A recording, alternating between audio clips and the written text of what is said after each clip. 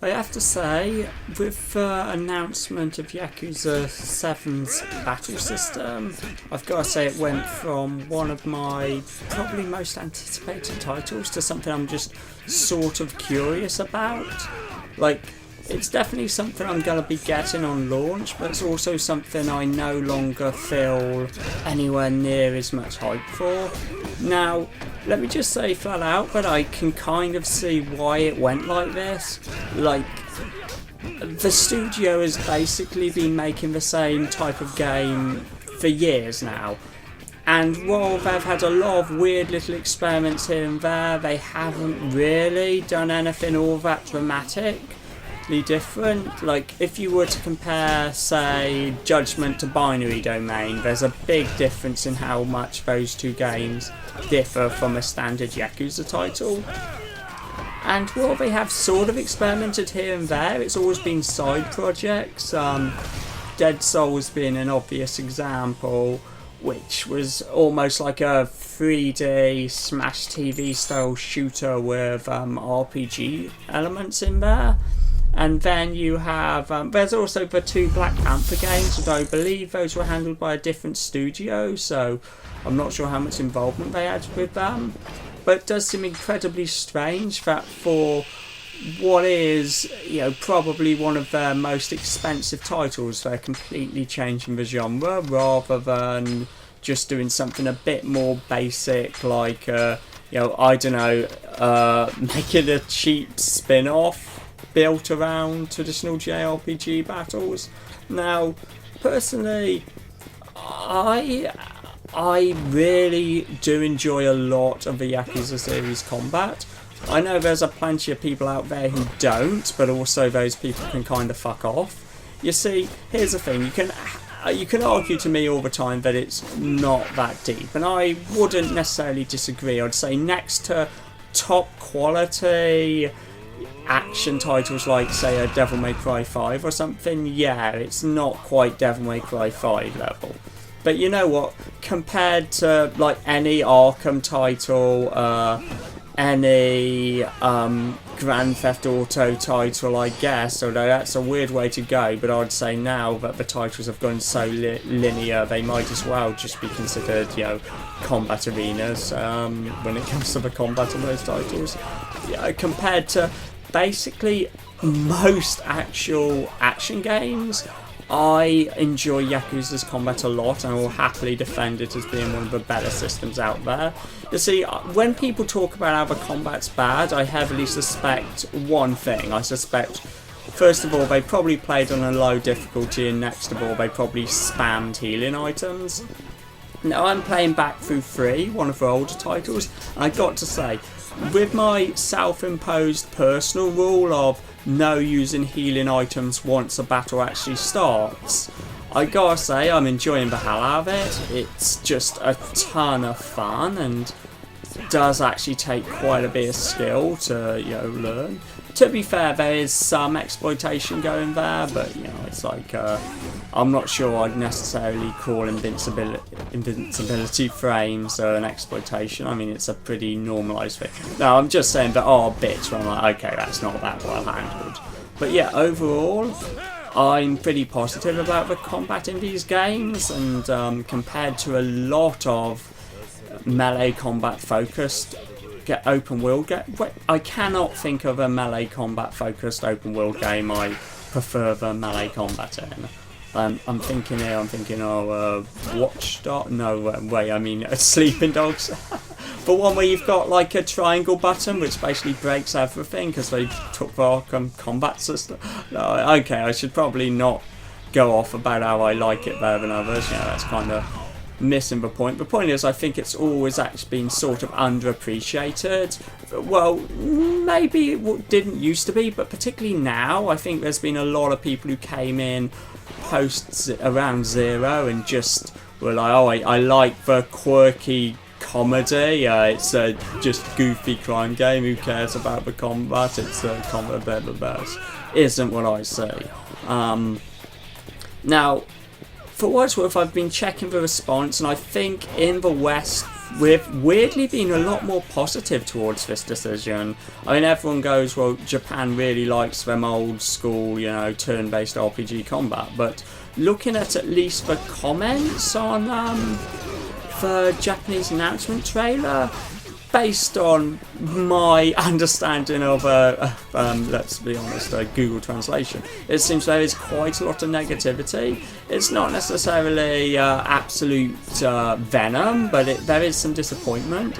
Now, my personal take is, look, these guys have been doing the same type of game for a while, so I can understand why they'd want to do something a little different, but I really do not want to see like a turn-based combat system become the standard.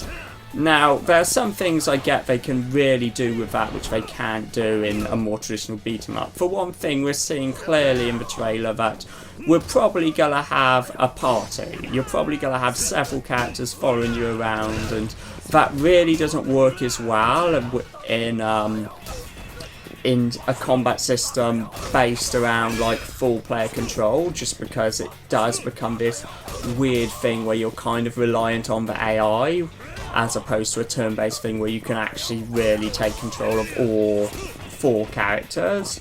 I mean, I'd have been interested in an experiment where you maybe switch characters mid-combat or something, but that's not where they're going, and I understand that it would be a big, you know, it would be something which, like, a lot of devs that are used to doing like full-blown, entirely combat-focused titles, like Devil May Cry ain't trying to create a 3-character combat system or something, so hey, I'm not gonna expect them to Yakuza guys to immediately jump on that.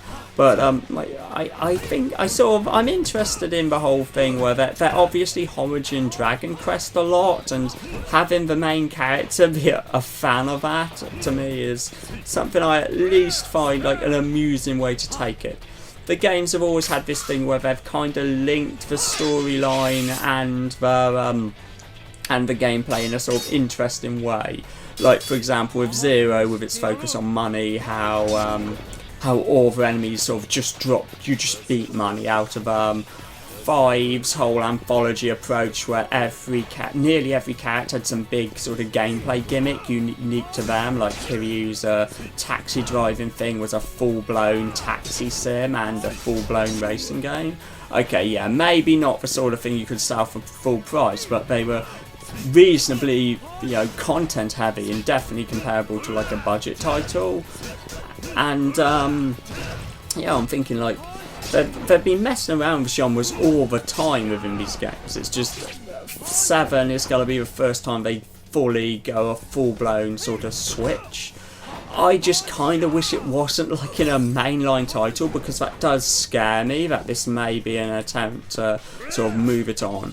Like, there's a reason I think fans of something like Dark Souls should be concerned about the idea of a difficulty select, because ultimately titles are going to be built around, there's only so much you can do as a developer. Like, if you're trying to manage multiple difficulty settings, I've already made one video about how terrible I think that can often get, and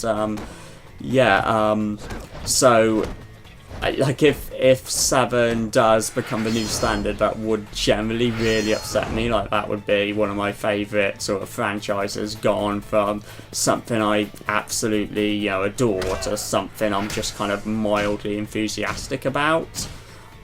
But I'm happy to give it a go, but I sort of want to be I'd like to be the reasonable one who's sort of looking at absolute venom and going, wow, it's only one game, we're not going to stick with it, let's give them their shot. But I want to be the one who's saying that towards a furious crowd, as opposed to a guy who would like to be saying that but is also generally scared it's that one of my favourite franchises is gonna go in a direction I find really unappealing and sort of uninteresting.